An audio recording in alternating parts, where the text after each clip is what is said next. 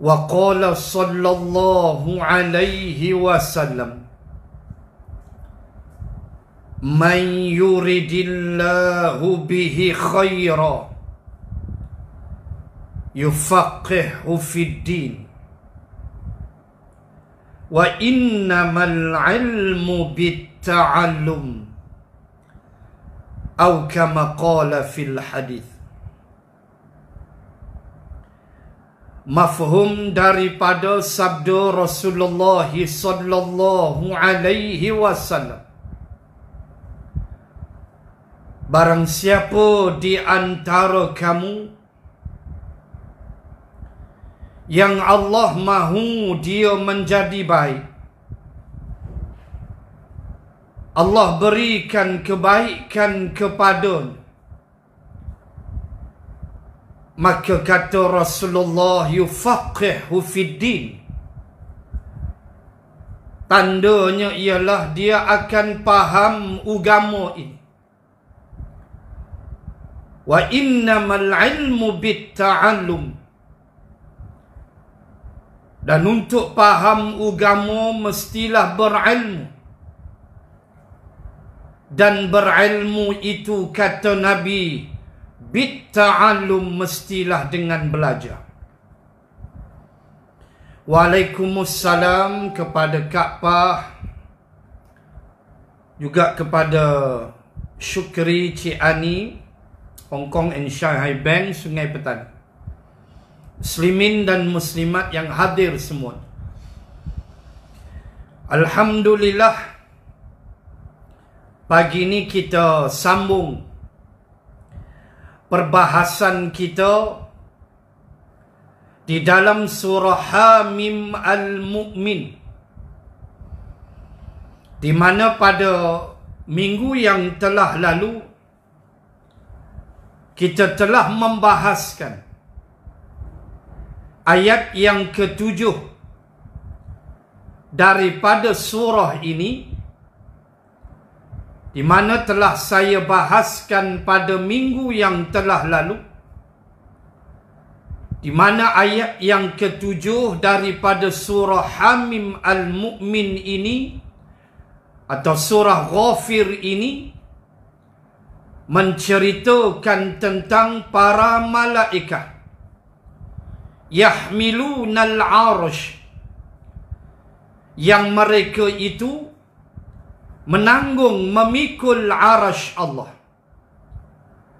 dan malaikat-malaikat yang berada di sekeliling arasy, mereka itu bertasbih memuji Allah, dan mereka itu mendoakan untuk manusia-manusia di bumi. Saya dah sebut minggu lepas, dua golongan manusia yang didoakan oleh malaikat yang memikul arasy Allah. Yang pertama adalah mereka yang lilladzina tabu, mereka yang bertaubat kepada Allah. Kita yang bertaubat kepada Allah jangan bimbang. Kita minta ampun kepada Allah. Jaranglah mana ada kita bertaubat, kita tidak buat confessment, kata minta ampun dengan Allah. Mana aci taubat macam tu? Kita minta ampun. Di waktu yang sama Allah beritahu, malaikat aku yang tanggung arasy pun minta pada aku supaya aku ampunkan dosa mereka yang bertaubat. Itu dia, saya sebut dah minggu lepas. Dan yang kedua, wattaba'u sabilaka, orang yang malaikat minta supaya Allah ampunkan dosa-dosa mereka, ialah wattaba'u sabilaka, mereka yang mengikut jalanmu wahai Allah. Kita yang ikut dasar Islam, kita yang ikut apa yang Allah perintahkan, halal haram dalam Quran, apa yang Nabi tegah, Nabi larang, Nabi suruh, sedaya upaya kita melakukannya, maka kata Allah, malaikat aku minta aku ampunkan kamu. Allahu Akbar. Baik, pagi ni kita sambung 2 lagi ayat. Dan mari baca bersama-sama dengan saya. Tuan ambillah handphone tuan-tuan ke apa, Quran apa semua. Kita akan baca ayat 8 dan ayat yang ke-9 daripada surah Ghafir atau Hamim Al-Mu'min ini. Dan kemudian kita akan tengok apa mafhum daripada ayat ini. Baik, mari baca bersama-sama dengan saya. A'udzu billahi minasy syaithanir rajim. Rabbana wa adkhilhum jannati adnin allati wa'adtahum wa man salaha min abaihim wa azwajihim wa dhurriyyatihim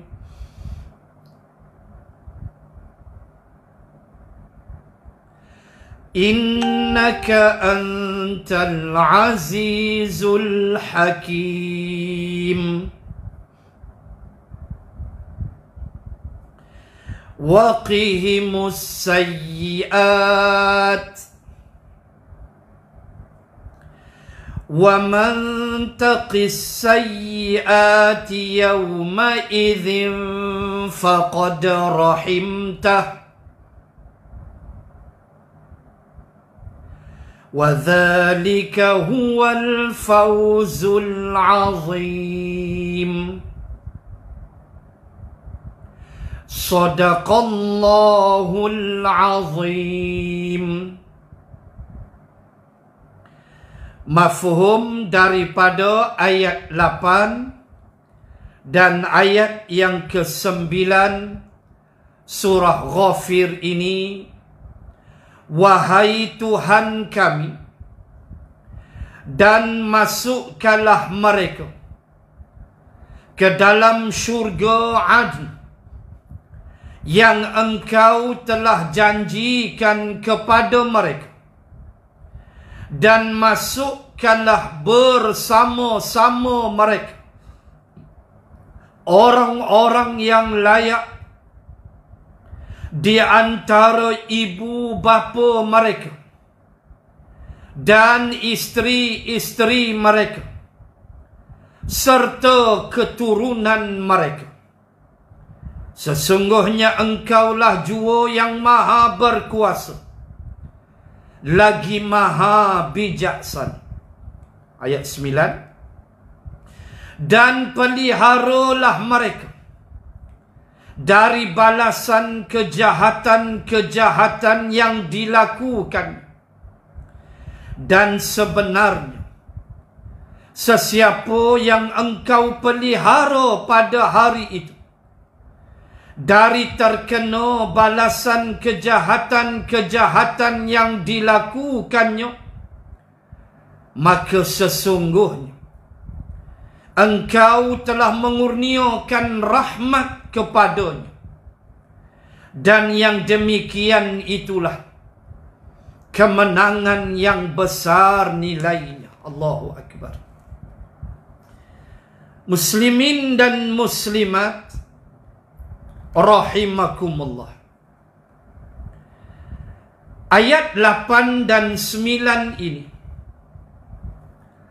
masih lagi membicarakan doa yang diucapkan, yang dipersembahkan oleh malaikat-malaikat yang menanggung arasy Allah wa man haulahu, dan malaikat yang berada di sekeliling arasy.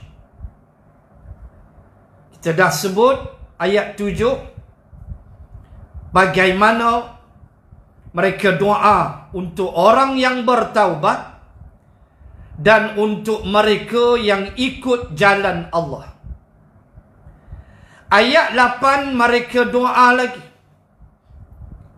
Mereka minta kepada Allah supaya kita ni golongan yang suka bertaubat, golongan yang ikut jalan Allah, kita ni mudah-mudahan amin ya rabbal alamin. Malaikat yang tanggung arasy doa, ya Allah, adkhilhum jannati adn. Ya Allah, masukkan mereka ke dalam syurga adn yang telah engkau janjikan kepada mereka. Allahu Akbar, tuan-tuan. Kita berdoa siang dan malam, pagi, petang. Minta kepada Allah supaya kita jadi penghuni syurga, bukan penghuni neraka. Kita minta kepada Allah supaya Allah masukkan kita ke dalam syurganya. Kita duk minta tiap-tiap hari. Malaikat yang tanggung arasy, ayat 8 surah Ghafir sebut, Allah beritahu, mereka pun kempen, mereka pun doa, adkhilhum, masukkan mereka ya Allah ke dalam syurga adn. Salah satu nama-nama syurga.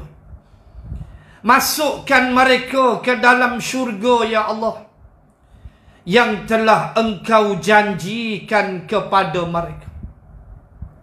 Tuan-tuan muslimin muslimat, alangkah gembiranya kita apabila membaca ayat-ayat seperti ini, di mana makhluk Allah namanya malaikat yang tugasnya menjunjung, memikul arasy Allah, mereka berkempen, mereka berdoa supaya kita ni masuk syurga. Allah, nak apa lagi tuan-tuan muslimin dan muslimat? Dan syurga ni adalah merupakan janji. Itu disebut allati wa'adtahu, apa yang telah kau janjikan kepada mereka. Syurga ni muslimin dan muslimat adalah janji daripada Allah. Kita selalu baca, jumpa ayat dalam Quran dalam dua bentuk. Pertama, innaka la tukhliful mi'ad, sesungguhnya engkau ya Allah tidak pernah memungkiri janji. Yang kedua, kita jumpa ayat innallaha la yukhliful mi'ad, sesungguhnya dia, yakni Allah, dia tidak pernah memungkiri janji. Antara janji-janji Allah kepada orang-orang yang beriman ialah mereka akan dikurniakan syurga. Ini janji Allah. Kalau tuan-tuan ingat, a few years ago, beberapa tahun dulu, ada manusia-manusia di bumi Malaysia ini yang bercakap di luar pertimbangan keimanan, bercakap atas emosi, bercakap atas dasar memikirkan soal politik semata-mata. Kita dengar kan beberapa tahun dulu ada manusia di bumi Malaysia ni sebut bahawa syurga itu adalah rasuah orang politik. Sanggup cakap macam tu. Syurga rasuah orang politik. Syurga rasuah politik. Bila kita bercakap, kita kata marilah ikut dasar Islam. Marilah ikut bagaimana Rasulullah susun masyarakat di Madinah. Nanti Allah beri kita syurga. Dah dituduhnya pula, ini adalah rasuah orang politik untuk dapat undi. Astaghfirullahalazim. Kepada orang-orang macam ni, kita katakan pada mereka, bertaubatlah kepada Allah. Syurga janji Allah, bukan rasuah politik. Kita ni orang Islam. Bila kita bercakap, bila kita menyembang, apa bidang tugas kita pun, kita takkan boleh melupakan persoalan akhirat. Itu sifat orang Islam. Kita terikat dengan wawasan akhirat. Kita tak boleh buat kerja di dunia ni terhenti sekadar dunia saja. Salah. Tak boleh. Apalah bidang kerja tuan-tuan, mesti tuan-tuan ingat, di sana ada bumi, nama dia mahsyar. Di sana ada perhimpunan Yaumil Mahsyar. Di sana ada perhimpunan di negeri akhirat. Dan apabila kita sebut, kita mention tentang akhirat, maka sudah tentu kita tidak boleh lari dari memikirkan dosa dan pahala, dan memikirkan di sana ada syurga dan ada neraka. Termasuklah kita berpolitik pun, kita tidak boleh melupakan dosa dan pahala. Dan kita tak boleh kata bahawa syurga ni rasuah politik. Tak boleh cakap macam tu. Salah. Tapi inilah sebahagian orang Islam di bumi Malaysia ini, yang kita harap mereka boleh berpatah balik, menyesali perbuatan ucapan mereka tu tak betul. Sebab syurga ni, ayat ni clear, crystal cut kata orang putih. Clear ayat ni. Ia adalah wa'adtahum. Ia adalah janji Allah kepada kita. Allah janji, kamu buat baik, beriman, aku bagi syurga. Kamu buat jahat, aku empuk kamu dalam neraka. Muslimin dan muslimat sekalian, syurga adalah janji Allah. Dan ingat, bila janji Allah, ingat, Allah tidak pernah memungkiri janji. Itu yang pertama. Yang kedua, kalau kita baca Al-Quran, kalau kita buka hadis Nabi sallallahu alaihi wasallam, kita akan jumpa jalan-jalan sifat-sifat nak pergi syurga ni punyalah luas. Kita doa apa? Tiap kali lepas sembahyang. Sedar tak bila kita doa ni, kita sedang belajar untuk menyemai satu sifat yang Allah akan bawa kita ke syurga bila kita ada sifat ni. Sedar tak kita doa lepas solat? Allahumma inni as'aluka ridhaka wal jannah. Kita minta dengan Allah tiap-tiap hari. Kita minta apa? Ridhaka wal jannah. Ridha dan syurga, dia tak boleh pisah. Tak boleh pisah. Allah ajar. Ni doa ni kita baca Ramadan, interval tarawih kita, kemudian lepas solat waktu, bila-bila pun kita duk baca. Apa dia? Kita minta apa? Antara jalan kita nak pergi syurga ialah ridhaka, ridhamu ya Allah. Minta redha Allah. Minta Allah syok kat kita. Saya pinjam, saya teringat kalam. Saya selalu sebut dalam kuliah. Kalam almarhum, moga Allah merahmati dia di alam barzakh. Almarhum Tuan Guru Nik Abdul Aziz Nikmat, Allah rindunya kita. Antara kalam almarhum yang amat berhormat Menteri Besar Kelantan, almarhum Tuan Guru pernah sebut, apa saja bidang kerja atas muka bumi ni, biarlah kita buat kerja ni, kita bagi Allah senyum kat kita. Tu kalam dia. Bagi Allah senyum kat kita. Allah ni zat. Tak bolehlah kita nak bayar macam makhluk. Tak boleh. Allah zat. Tapi balarah dia, iaitu biar Allah syok kat kita. Arwah Tok Guru kata kita buat kerja, biar Allah senyum kat kita. Begitu. Biar Allah redha kat kita.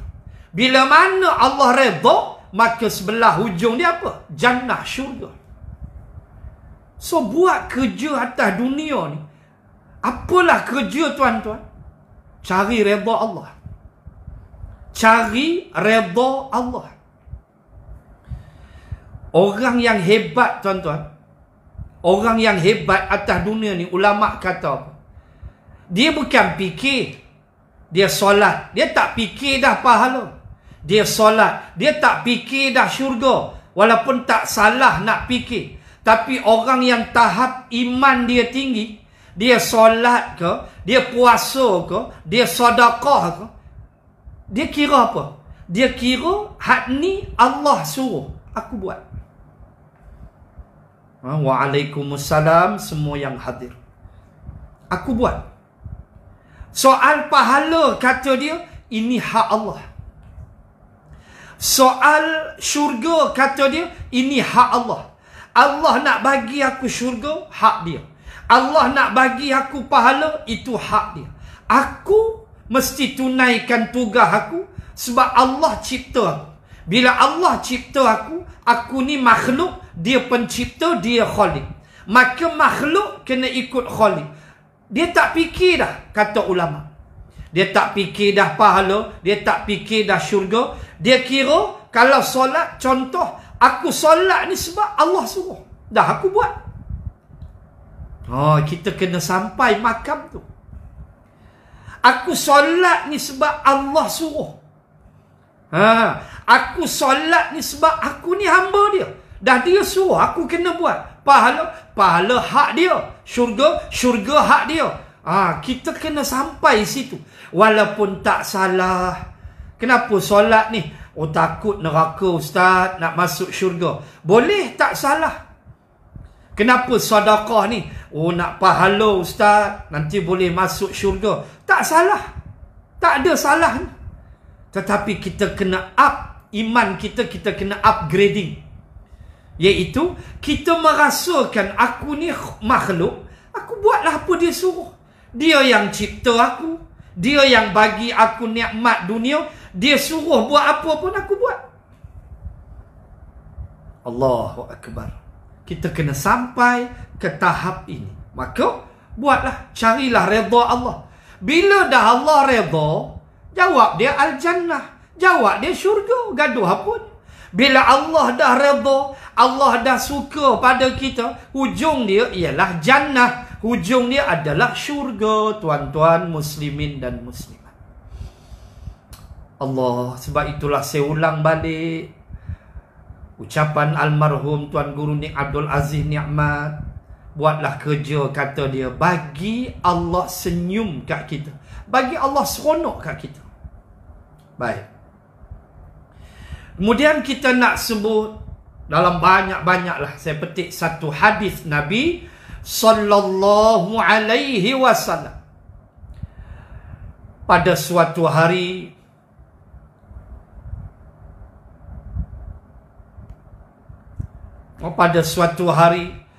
Jabir bin Abdullah radhiyallahu anhu, dia tanya Nabi sallallahu alaihi wasallam. Ini kita baru bahagian pertama ayat 8 no? Baru bahagian pertama. Belum habis lagi. Baru fasa 1 ayat 8. iaitu masuk syurga. Doa malaikat penanggung arash minta kita masuk syurga. Baik. Dan sekarang fasa pembahasan saya ialah bagaimana nak masuk syurga. Tadi dah sebut dah redha Allah. Dah sebut dah tadi akan redha Allah Subhanahu wa ta'ala. Baik. Satu hari sahabat nama Jabir bin Abdillah radhiyallahu anhu menyembang dengan Nabi. Hadis ni tuan-tuan muslimin muslimat boleh rujuk dalam matan Arba'in Al-Imam An-Nawawi.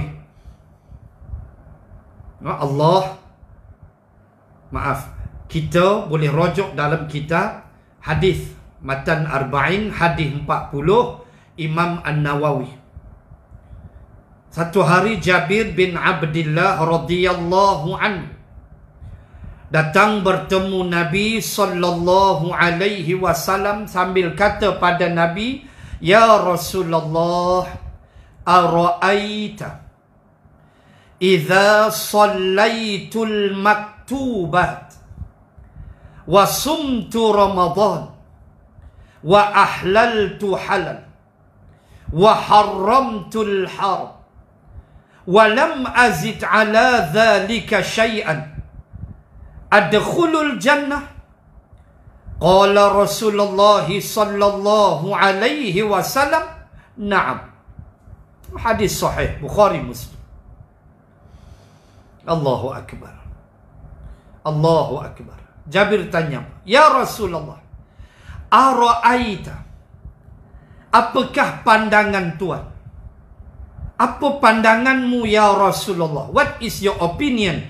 Apa pandangan Rasulullah? Ara'aita, idza, apabila, sallaitu, fi'lun madhi bagi ana, aku, sallaitu, aku telah solat. Aku ni sallaitul maktubat, aku ni solat al-maktubat, iaitu solat yang diwajibkan atas aku, solat yang termaktub atas aku. Makna apa? Aku hanya solat 5 waktu sahaja. Subuh sampai Isyak. Rawatib tak ada, duha tak ada, witir tak ada, tarawih tak ada. Pendek kata, solat-solat sunat tak ada. Aku ni solat al-maktubat. Apa yang Allah suruh 5 waktu. Yang kedua, wasumtu Ramadan. Aku telah berpuasa di bulan Ramadan.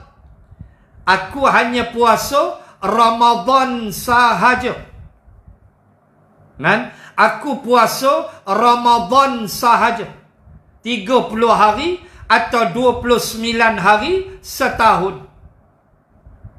InsyaAllah tahun ni Ramadan 3 hari bulan Mei, hari Ahad.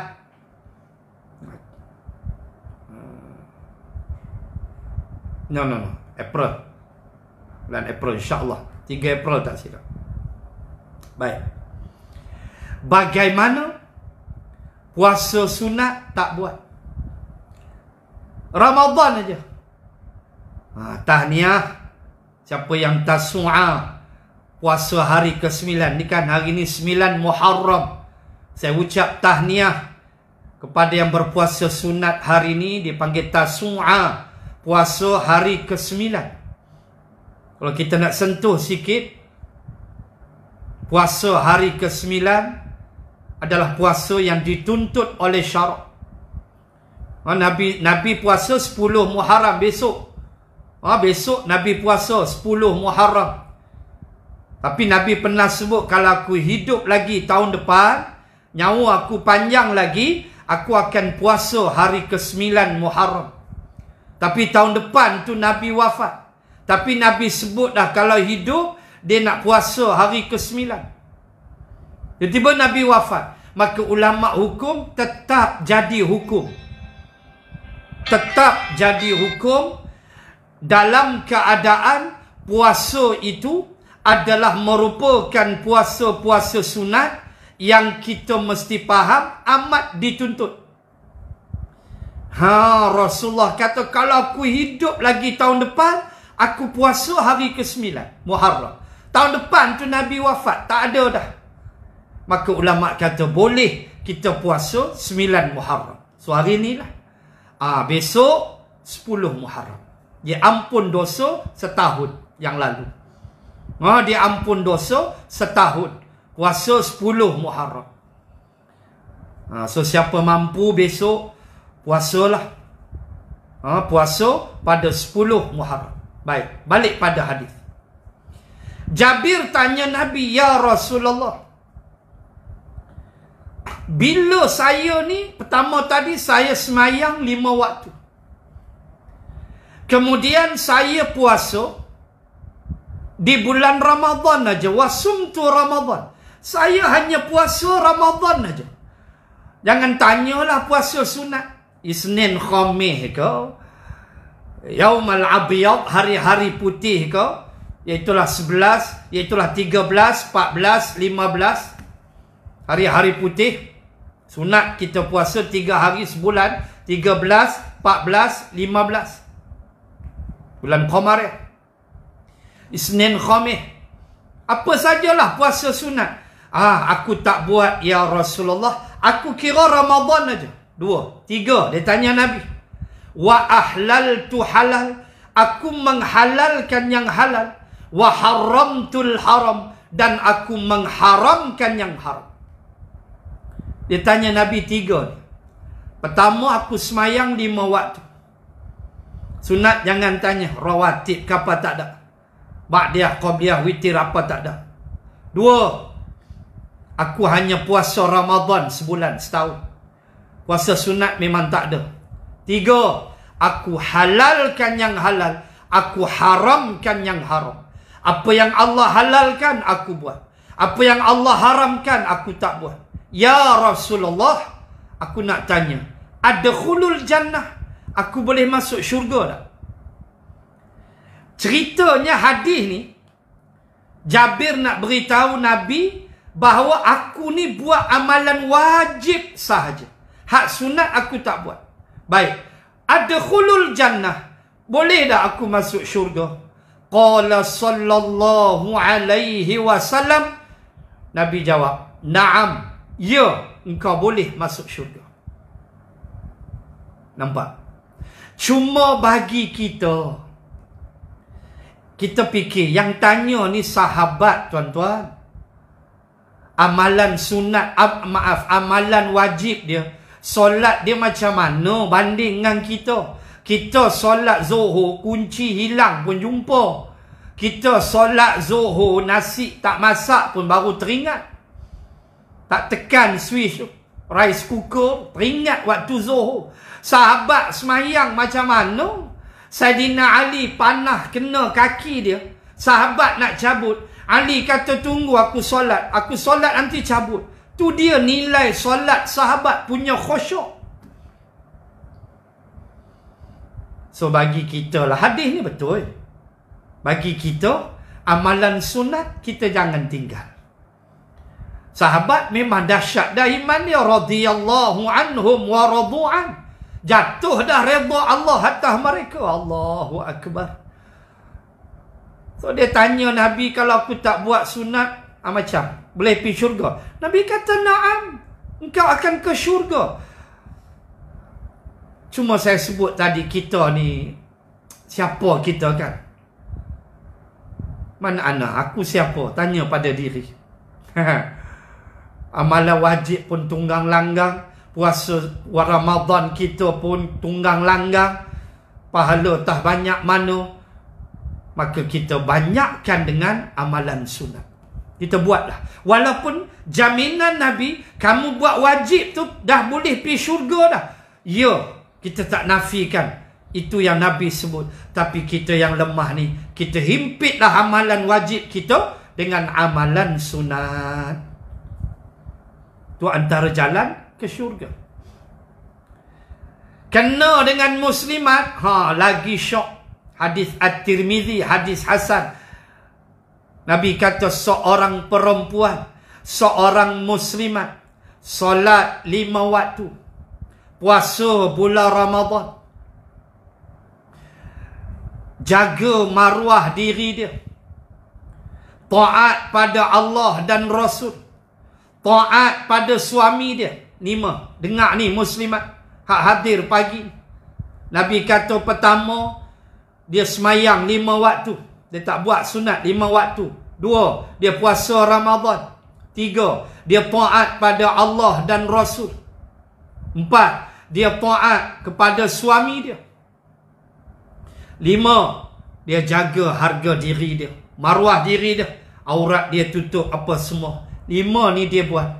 Dia mati, kata Rasulullah. Dia mati, suami dia redha, Allah Rasul redha. Tu saya katakan, kita sebagai suami yang hadir pagi, bila isteri kita meninggal, katakan, ya Allah, aku redha atasnya ya Allah. Aku redha dia itu isteriku ya Allah. Aku redha seredha-redhanya dia isteriku ya Allah. InsyaAllah syurga bini itu.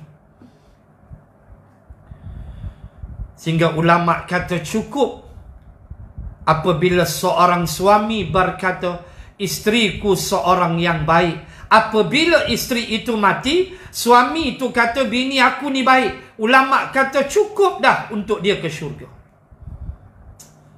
Allahu Akbar. Baik, balik pada hadis. Nabi kata, taat pada Allah Rasul, taat pada suami, semayang 5 waktu, puasa Ramadan, jaga harga diri, maruah diri dia. Dia mati, redha suami dia, maka perempuan ini, kata Nabi, dia boleh masuk syurga, ikutlah pintu mana dia hendak. Allahu Akbar, wahai muslimat. Allahu Akbar. Ini peluang untuk muslimat. Bukan mudah. Nak taat pada suami, kadang-kadang muncung, masam muka, buat benda yang suami tak suka, macam-macam. Bukan mudah. Buat elok insya-Allah. Nabi kata dia mati aja, dia masuklah pintu syurga mana dia nak. Dia nak masuk pintu syurga Jannatul Firdaus, pergilah. Dia nak masuk pintu syurga babul sedekah, babul rayan, babul jihad. Syurga kan ada 8 tingkatan. Masuk pintu mana dia nak, bebas dia boleh masuk. Allahu Akbar. Muslimin dan muslimat, itu antara jalan kita boleh ke syurga. Baik, itu bahagian pertama, ayat yang ke-8. Baik, sekarang saya masuk bahagian kedua. Masih lagi ayat 8 surah Ghafir, di mana malaikat berdoa lagi, ya Allah, bila mereka masuk syurga tu, ya Allah, masukkan sekali ya Allah, wa man salaha min abaihim wa azwajihim wa dhurriyyatihim. Allahu Akbar, tuan-tuan. Allahu Akbar. Kata malaikat yang tanggung arash, ya Allah, bila mereka masuk syurga, masukkan sekali di kalangan yang soleh. Tengok ayat tu ya. Man solaha. Man solaha. Sesiapa yang soleh. Bukan toleh. Kalau toleh durhaka. Soleh, yang baik, yang beriman. Daripada siapa? Min abaihim. Daripada ibu bapa mereka. Allah. Masuk sekali mak ayah mereka yang beriman. Masuk sekali. Lepas tu masuk sekali min azwajihim. Duk sekali. Bahasa mudah apa? Berimpun dalam syurga. Kita masuk syurga tu dengan mak ayah kita. Tak kan? Mau siapa tak nak kita cinta kasih mak ayah kita. Masuk sekali dalam syurga dengan mak ayah kita. Allah himpun sekali. Turut sekali berimpun dalam syurga. Azwajihim. Pasangan-pasangan isteri-isteri kita. Isteri kita di dunia duduk sekali dalam syurga dengan kita. Juga sekali Allah himpun Zurriyatihim. Zuriat, keturunan kita. Anak kita sekali dalam syurga. Cucu kita sekali dalam syurga. Cicit kita sekali dalam syurga. Piut kita sekali dalam syurga. Lepas piut apa? Peot, hantam pi lah. Kan? Keturunan kita daripada ayah kita tu. Kan? Ayah kita. Kemudian datuk kita. Datuk kepada ayah kepada datuk kita, moyang kita. Ayah kepada moyang kita, moyang kita pun tak tahu. Allah himpun sekali dalam syurga. Ni doa malaikat. Wa man salaha min abaihim wa azwajihim wa dhurriyyatihim. Buh sekali ya Allah, lungguk sekali di kalangan yang beriman, yang soleh. Yang durhaka tak masuk no. Yang soleh, daripada ibu ayah mereka, daripada isteri-isteri mereka, daripada zuriat keturunan mereka. Tuan-tuan nak puas lagi, tuan-tuan buka satu surah. Ini lagi clear. Surah At-Tur, surah nombor 51. Surah nombor 51, juzuk 27. Tuan-tuan tengok ayat 21. Ini lagi clear. Ayat 21. Kata Allah, walladzina amanu wattaba'atuhum dzurriyyatuhum biimanin alhaqna bihim dzurriyyatahum. Allahu akbar. Gembiranya saya tuan-tuan muslimat bila baca ayat ni. Ayat apa? Ayat 21 surah At-Tur. Apa kata Allah? Walladzina amanu, dan mereka-mereka yang beriman. Wattaba'atuhum dzurriyyatuhum biimanin, dan diikuti mereka itu oleh zuriat keturunan mereka yang beriman. Alhaqna bihim dzurriyyatahum, nanti kami akan himpun mereka di dalam syurga. Allah, kalau kita belajar tafsir, kaedahnya Al-Quran menafsirkan Al-Quran. Maka ayat 21 daripada surah At-Tur menafsirkan ayat ini, menafsirkan ayat 8 surah Ghafir ini. Itu kaedah. Itu penafsiran paling tinggi, yaitu ayat Quran menafsirkan ayat Quran yang lain. Allahu akbar.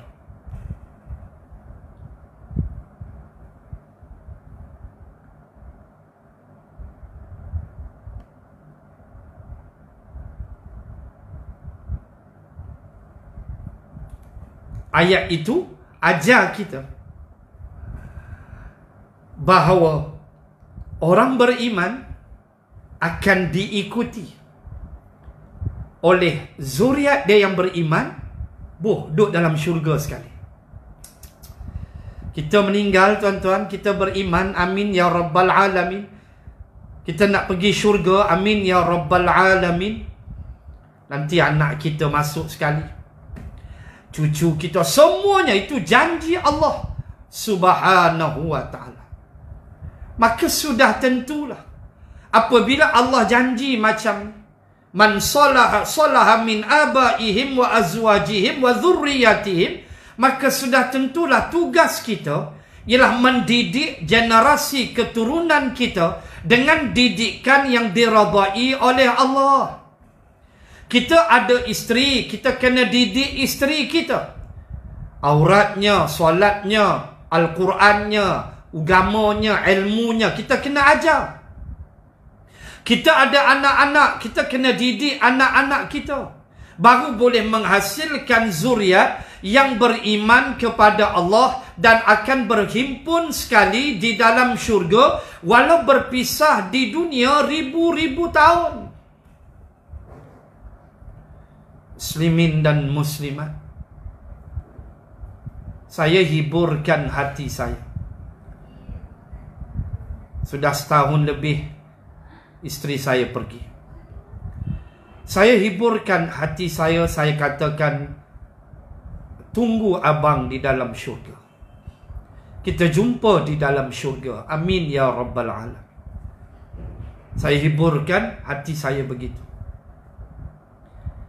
Walaupun kesedihan itu masih terasa, tapi kita hiburkan dengan syurga.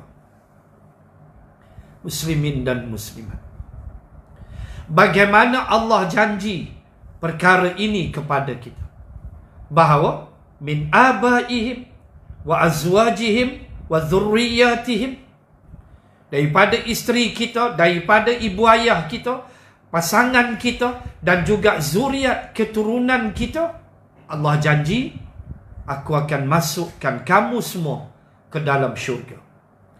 So bimbinglah keluarga kita. Sebab itu dalam Quran, antara benda yang Allah perintah, yang menjadi asas amalan untuk kita membentuk keluarga yang beriman, untuk membentuk generasi keturunan yang beriman, tidak lain dan tidak bukan muslimin dan muslimat, iaitulah firman Allah ayat 132 daripada surah Taha. Allahu Akbar. Allah kata apa? Wa'mur ahlaka bis-salati wastabir 'alaiha. Tuan-tuan muslimin muslimat, tengok pangkal ayat 32. Maaf, 132 daripada surah Taha. Tengok pangkalnya. Inilah asas pembentukan keluarga zuriat yang beriman kepada Allah. Tak ada yang ini habis jahanam keluarga.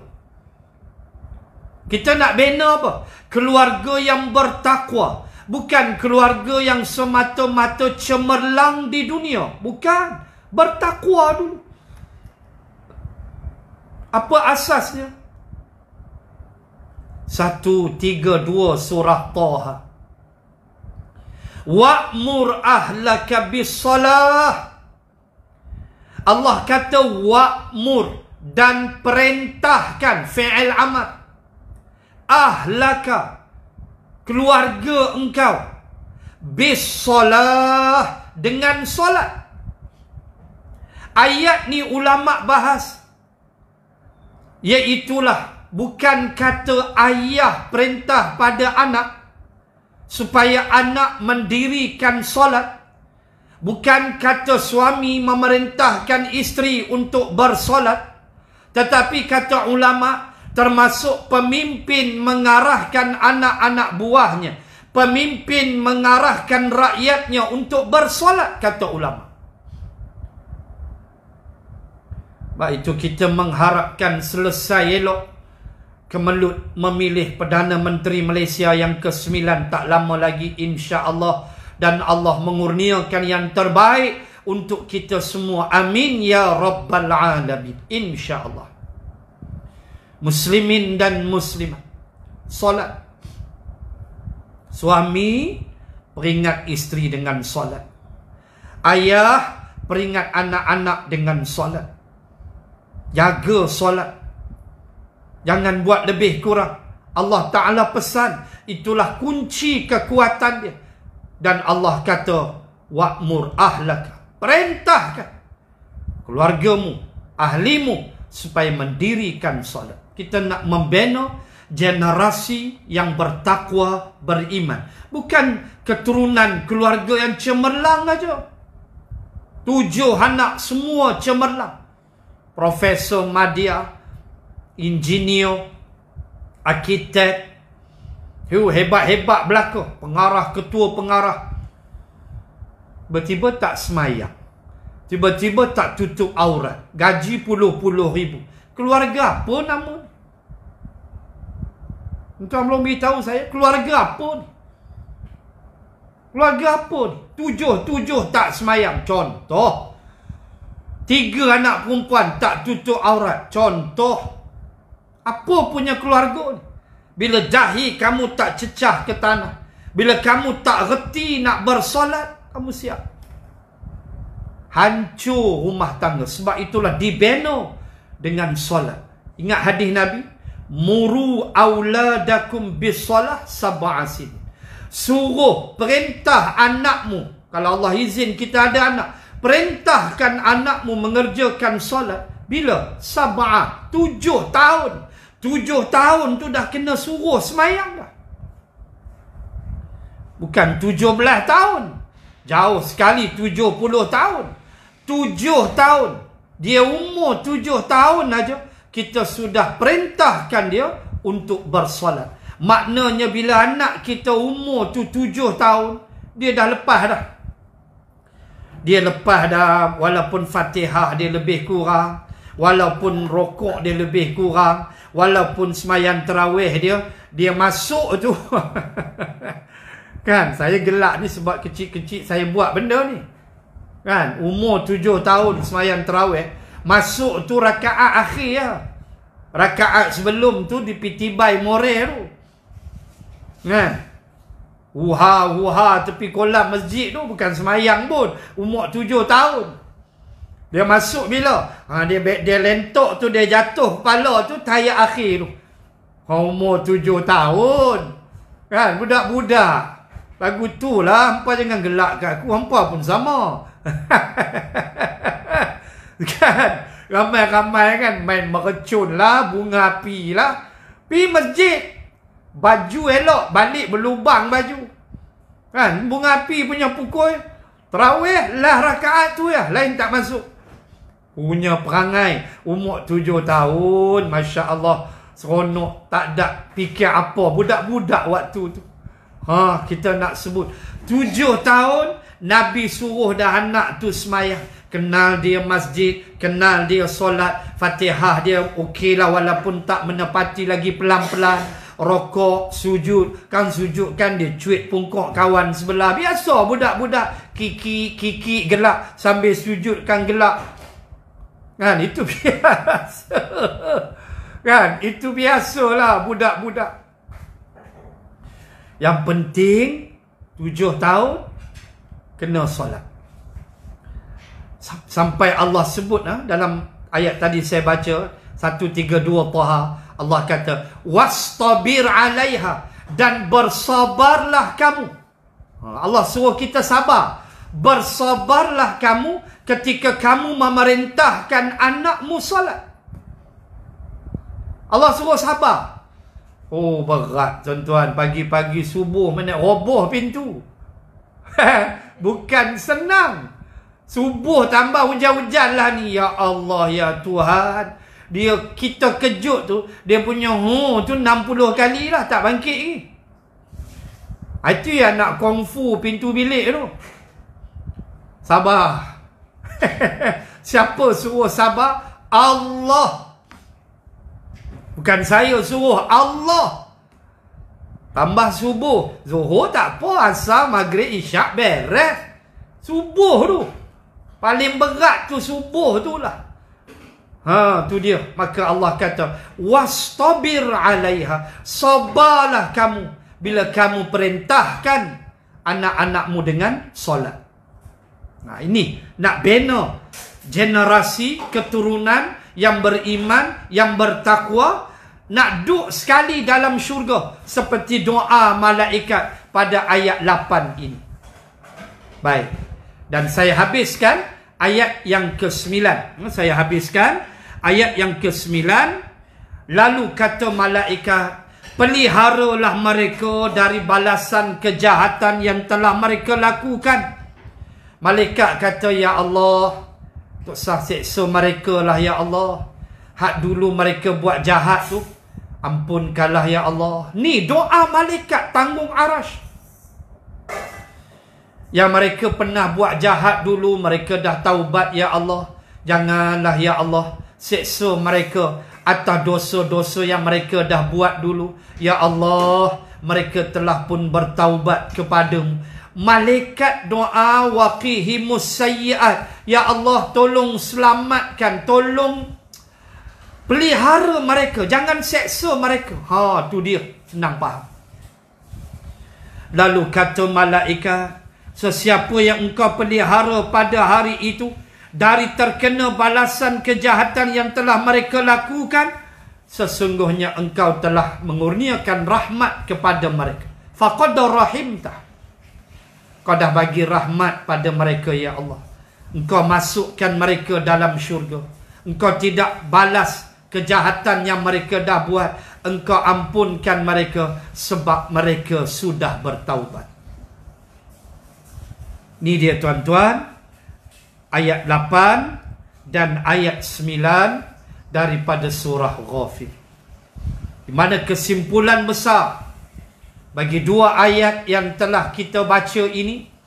Pertama, ayat 8 tadi, masih lagi doa malaikat yang memikul arash, di mana malaikat tu berdoa kepada Allah supaya Allah memasukkan kita ke dalam syurga. Bukan sekadar kita, tetapi malaikat tu minta salaha min abaihim wa azwajihim wa dhurriyyatihim. Ya Allah, masukkan sekali ke dalam syurga.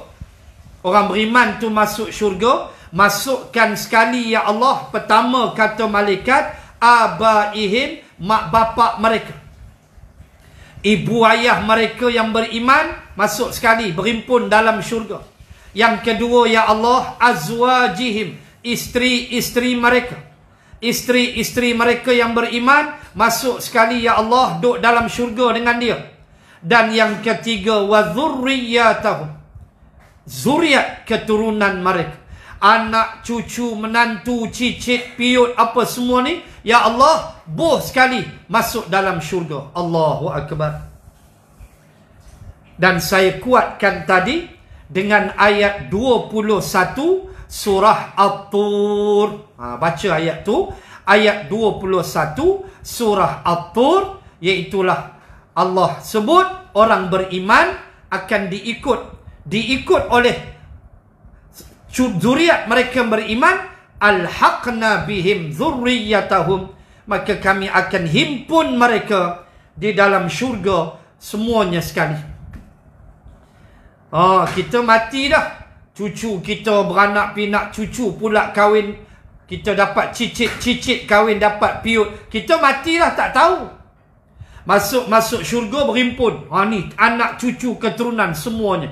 Allahu Akbar. Yang penting iman, takwa, ikut perintah Allah, insya-Allah syurgalah kita. Dan yang terakhir tadi ayat 9, bagaimana malaikat tanggung arash berdoa supaya kita diampunkan, diselamatkan daripada balasan atas kejahatan yang telah kita buat dulu, disebabkan taubat yang telah kita lakukan di dunia dahulu. Sekadar itu dulu untuk pagi ini. InsyaAllah kita jumpa hari Rabu hadapan dan kita sambung ayat yang ke-10 daripada surah Ghafir. Mudah-mudahan Allah memberkati kita semua. Dan marilah kita tutup majlis dengan tasbih kafarah dan bacaan doa. Subhanakallahumma wa bihamdik, nashhadu an la ilaha illa ant, wa nastaghfiruka wa natubu ilaik. A'udzu billahi minasy syaithanir rajim. Bismillahirrahmanirrahim. Alhamdulillahi rabbil alamin. Assalatu wassalam ala rasulillah wa ala alihi wa sahbihi ajma'in. Allahumma zidna ilman warzuqna fahman. Allahumma rzuqna fahman nabiyyin wa hifzal mursalin. Allahumma ij'al jam'ana hadha jam'an marhuma wa tafarruqana min ba'dih tafarruqan ma'suma. Wa sallallahu ala rasulillah wa ala alihi wa sahbihi wa baraka wa sallam. Walhamdulillahi rabbil alamin. Yang baik daripada Allah, saya bergurau lebih kurang terkhilaf, saya mohon kemaafan. Wa ilal liqa fi usbu'i qadim. Assalamualaikum warahmatullahi wabarakatuh. Terima kasih semua.